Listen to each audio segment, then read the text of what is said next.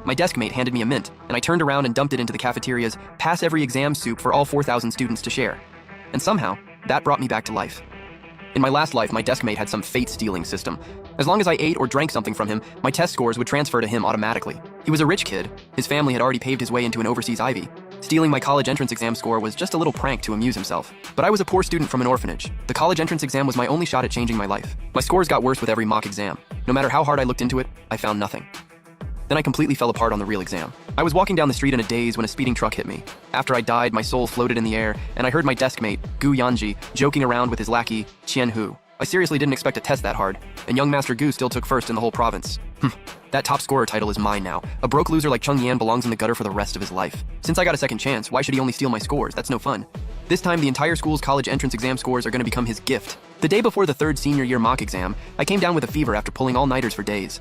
I was slumped over my desk, dizzy and freezing, when suddenly a can of coffee appeared in front of me. Chung Yan, hurry up and drink this coffee, it'll wake you up. I froze for a second and looked up, meeting Gu Yanji's eyes. In my last life, this was the exact can of coffee he used to steal my national top science score. I instinctively wanted to push it away, but the classmates around us crowded in. Yeah, a poor kid like Chung Yan probably can't even afford the school clinic. When he's sick, no one cares. Good thing he's sitting with Gu, so at least someone helps him out. Hearing that, Gu Yanji looked even more pleased with himself. He popped the tab on the can. Go on, drink it. My dad brought this specialty coffee back from the source. You can't even buy this in China. Then I remembered. It was right before the third mock exam that I drank his coffee, and from that moment on, my whole life changed. I grew up in an orphanage. I only got into this elite private school, Blue Vine Academy, because of donations and scholarships. For someone like me at the bottom, the college entrance exam was the only rope I had to climb out. Before senior year, my grades were always in the top 3 of my class. Getting into Imperial Capital University was basically a lock.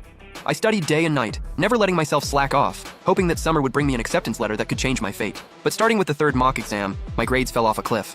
The real college entrance exam turned into a nightmare I'd never escape. On score check day, that awful 300-something on the screen felt like a dull blade slicing into my chest. I lost it and filed for a recheck. But the results showed those ridiculous wrong answers really were written by my own hand. Even worse, during the science exam, the footage showed I turned in my paper and left after just half an hour. But I clearly remembered finishing every question and checking my answers until the very last second. The proctor and the students around me all said they saw me hand in my paper early. My memories and reality had split in the most terrifying way. I refused to accept it. I kept appealing and demanding an investigation, but nothing ever changed. Little by little, I saw pity in the teacher's eyes, and even the police sounded helpless. Are you under too much pressure? Are you hallucinating? It wasn't until after I died that I found out this was all done by my desk mate's fate-stealing system. Thinking about the scores he stole from me, I turned cold and pushed the coffee away. I've already taken fever medicine. If I drink coffee now, it could mess with it. Ha ha ha, come on, top student, seriously? Young Master Gu saw you're sick and have nobody taking care of you, so he felt sorry for you and brought you premium coffee. You really think one drink is going to stop you from getting into Imperial Capital University? The sarcasm in his voice was obvious, and everyone else started piling on too. Saying coffee will ruin your shot at Imperial Capital University? Wow, acting all high and mighty now? He won't even buy water from the school store. Where would he get money for medicine? He's obviously just a bitter poor kid who's jealous of Gu. Gu Yanji didn't stop any of them from mocking me. He just kept smiling and pretending to be generous as he shoved the coffee into my hand. All right, Chung Yan, the mock exam is tomorrow. Just drink it already. Looking at the coffee in my hand, a wave of disgust ran through me. It still wasn't time for the real college entrance exam, so I couldn't tear into him yet. Right now, he was out in the open, and I needed to stay hidden. If I exposed him too soon, who knew what else he'd pull before the real exam? I clenched my fists and forced myself not to throw the coffee in his face. Then suddenly, I caught a flash of red downstairs out of the corner of my eye. I turned and focused. It was the banner the school had hung up for the exam takers. Thousands charge ahead, one sheet decides your fate. And just like that, a bold idea hit me. If all those thousands of students ate something from Gu Yanji, would their exam scores transfer to him too? The moment that thought hit me, I held the coffee up and said, "Thanks, Gu Yanji, but my stomach feels awful right now. I've got acid reflux, so I really can't drink it. But since it's from you, I definitely shouldn't waste it. Zhou Lang, want it?"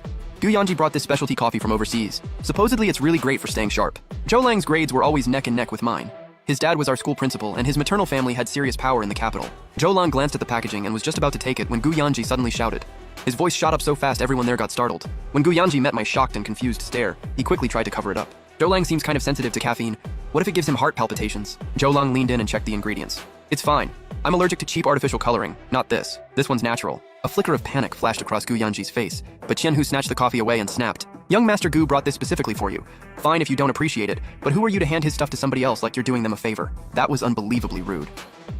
Zhou Lang's face darkened, and he turned away with an eye roll. But by then, I'd already gotten the answer I wanted. So if Gu Yanji gives me something and I pass it to someone else, the system still works.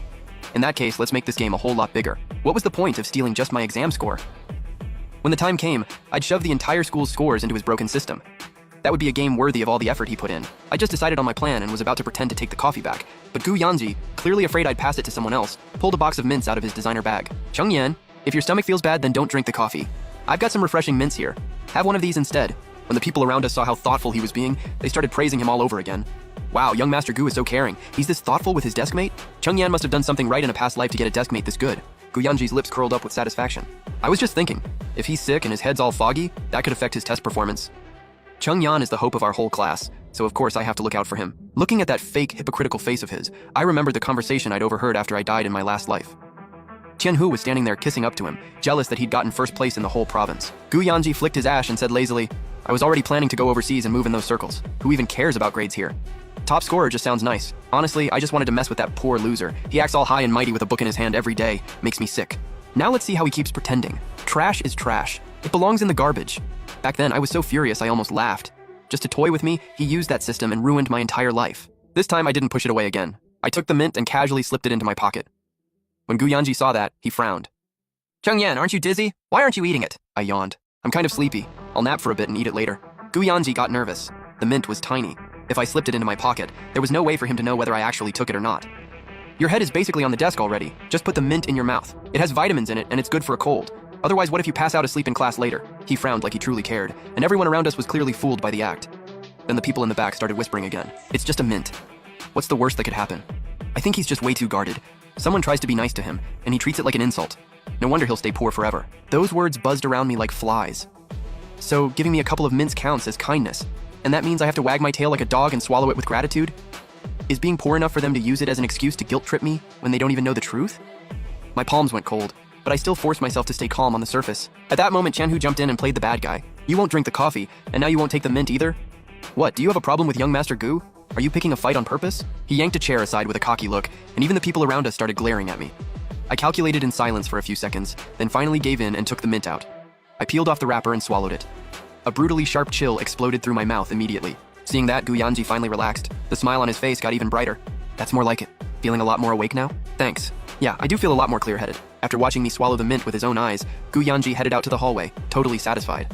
I pretended to lay my head down and sleep, turning slightly inward, then quickly spat the mint I'd been hiding under my tongue into my palm. Back when I was cramming late at night, I'd bought a huge bag of dirt cheap mints online. Thankfully, the shape and color were pretty similar, or I would have been exposed right away just from the way they looked. Using a bathroom break as cover, I hid away the specially doctored mint. But when I got back to the classroom, I saw Gu Yanji standing right next to my seat.